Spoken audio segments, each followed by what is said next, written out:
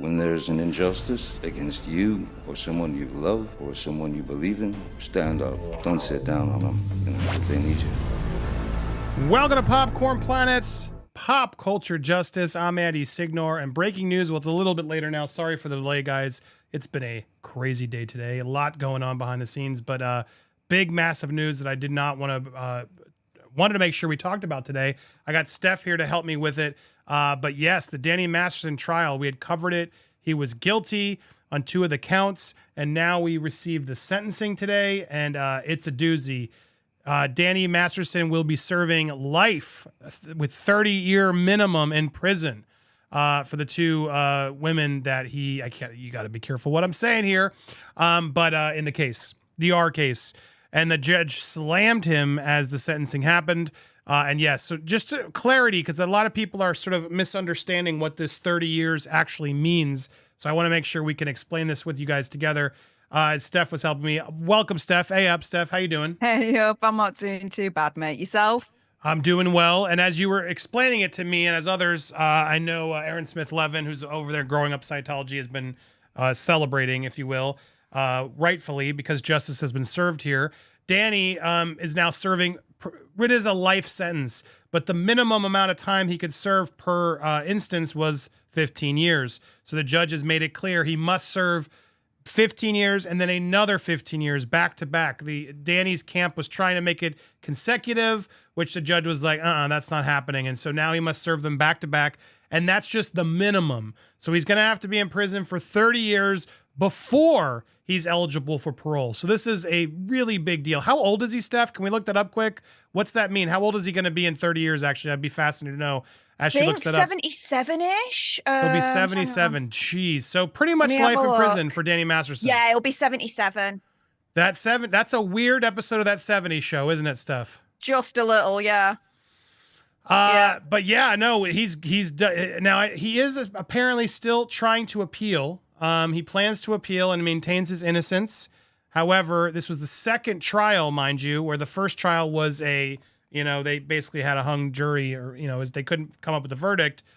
This time they did. They were able to bring in more of Scientology, and the jurors found him guilty on 2 of the counts. I think it was 2 of 3 of the counts here. And so, yes, this was the maximum allowed by law, and that he's going to serve back to back. And the judge did not hold back any punches. Mr. Masterson, you are not the victim here. Your actions 20 years ago took away another person's choice and voice. Your actions 20 years ago were criminal, and that's why you're here. She told Masterson she knows he's wondering, how can you be convicted of an incident occurring 20 years ago involving a woman who you believe is disgruntled and have a vendetta against you? But the judge said you were not convicted on the testimony of one person. You were not convicted based on rumors, innuendo, gossip, and speculation. You were convicted based on evidence that 12 people in the community found to be credible.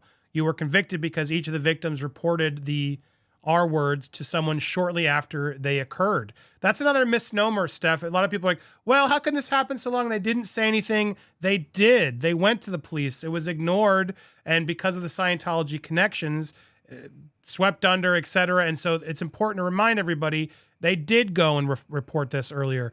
Masterson paid one of his victims nearly $1 million to sign an NDA, which he said is an awful lot to pay for an incident you claim never happened. Facts. The judge quoted Martin Luther King Jr. The ultimate weakness of violence is that it is a descending spiral, begetting the very thing it seeks to destroy. Masterson's wife, Bijou Phillips, wearing sunglasses, wept in the beginning of the hearing, but appeared to maintain her composure afterwards. The concurrent sentences will be consecutive, which would give him 15 years, but they declined. They told judge that that Masterson's life will be most significantly impacted by what your honor does today, as well as the life of his 9-year-old daughter, who means the world to him, who he means the world. I mean, it's sad. There's a 9-year-old in this as well. One of his victims told Masterson in a victim impact statement, "You relish in hurting women. It is your addiction. It is without question your favorite thing to do. You lived your life behind a mask as 2 people, but the real one sits here now. You are pathetic, disturbed, and extremely violent, and the world is safer with you in prison," said the victim, who asked to be publicly identified only as NT. She closed by telling Masterson she forgives him. Life is precious and fragile. Find your heart, learn something, read books, listen to the brightness of nothing, and get well. I forgive you. Whew, that's powerful stuff. She said the Church of Scientology was Masterson's enabler and protector, and she was a brainwashed member for 7 years. The church knew you had been doing this to its members, but made concerted efforts to not only punish the victims for being hurt by you, but to also cover them up. She said, NT said she's had her privacy invaded daily by the cult of Scientology. Actress and former Scientologist Leah Remini, who recently sued Scientology for alleged stalking and defamation, attended the hearing and was seen speaking with the victims afterwards. Jennifer B., another victim, addressed allegations that Remini persuaded the women to falsely accuse Masterson, saying in her 20-minute victim impact statement, "Sorry, Leah's not behind this." Masterson has been in custody since May after a jury convicted him of 2 counts of forcible R-word for 20-year-old attacks that the victims, as said, followed him, giving them alcoholic drinks that made them feel disoriented. Jurors deadlocked 8-4 in favor of guilty on a 3rd charge. The first trial late in 2020 ended up in a mistrial after they deadlocked. Sorry, that was the word I was trying for, not hung, but deadlocked in favor of a not guilty on 1 count. At the time, Masterson was one of the biggest stars of TV. I mean, he was on a successful show. I wouldn't say he was the biggest star in TV, but he was on that 70s show. Not a lot of people knew what his real name was. He later played a show on The Ranch. I don't even know what that is. In the sentencing argument on Thursday, said Masterson has always been a productive person, starting with his child acting career. So we should forgive him because he's a child actor? What the hell? When these charges caused him to lose his jobs in television, he moved out of Hollywood, bought a farm, and made a living. Danny has always worked. He's always been productive. Rehabilitation has clearly already occurred. Rehabilitation from what if he did nothing wrong? Deputy DA Ryan Olmedo says Hawley's argument missed the mark and that 15 years to life in prison is not just a sentence. Masterson repeatedly chose to R-word the women, and as a S crimes prosecutor for 11 years, Mueller said he understands that has a profound impact, the act that he did. This is a long shadow that casts for victims of this action that they carry with them essentially forever, and it's devastating to their lives. This is a long-lasting punishment. Miller dismissed suggestions that Masterson being a good husband and father warrants a lesser sentence. How many times have we heard that? That does not preclude one from becoming a violent serial arist, which this defendant is. Masterson's family and friends wrote letters referencing on Thursday. She said they describe how Masterson became a father figure to his younger siblings. Holly said they submitted 50 letters from people discussing his kindness and generosity. 2 trials focused heavily on the Church of Scientology, which recognized as a tax-exempt religious organization by the IRS, but has long been dogged by claims that it's a cult, including its former members. Masterson was a lifelong member whose mother, a Hollywood talent agent, Carol Masterson, has been a member for decades. She was in court on Thursday, as was Masterson's younger brother's eldest brother, who played Francis Malcolm in the Middle, other actors, and the victims alleged Scientologists have been stalking, harassing them, reporting Masterson to police. Judge allowed them to testify that in the trial, but cautioned each jury that the testimony was to be considered not for the truth of the matter, but to establish a state of mind. The second trial focused more on Scientology, as we said. Former high-ranking Scientologist Claire Hadley testified for prosecutors as an expert witness about Scientology and its approach to criminal justice. Her testimony supported the victims' testimony about the scrutiny and discouragement they faced in the church when they first reported being R'd by Masterson. Second trial also had much more commotion involving Scientologists and Scientologists, including a hallway confrontation that resulted in jurors being sequestered during lunch and taken back out a back exit. So they were causing lots of commotions, trying to clearly cause trouble and end this. NT, Jennifer B. was a church Scientology member. She reported it to police in 2004. Jennifer spoke Thursday about her mother's loyalty to the church and how she told her daughter not to bring the church into her allegations against Masterson. She now has no contact with her mother, saying that while she believes she's still alive, in her mind, she's dead. Jennifer said that it occurred in 2003, which was her father's birthday. And again, important, they reported this in 2004. I didn't choose to be born into Scientology and their rules, just like I didn't choose to be R'd by Danny Masterson. Masterson just laughed at my suffering. I still remember him saying he was afraid I'd knock over the lamp on his nightstand, and that he loved that lamp. She saw a handgun in her nightstand when Masterson opened it.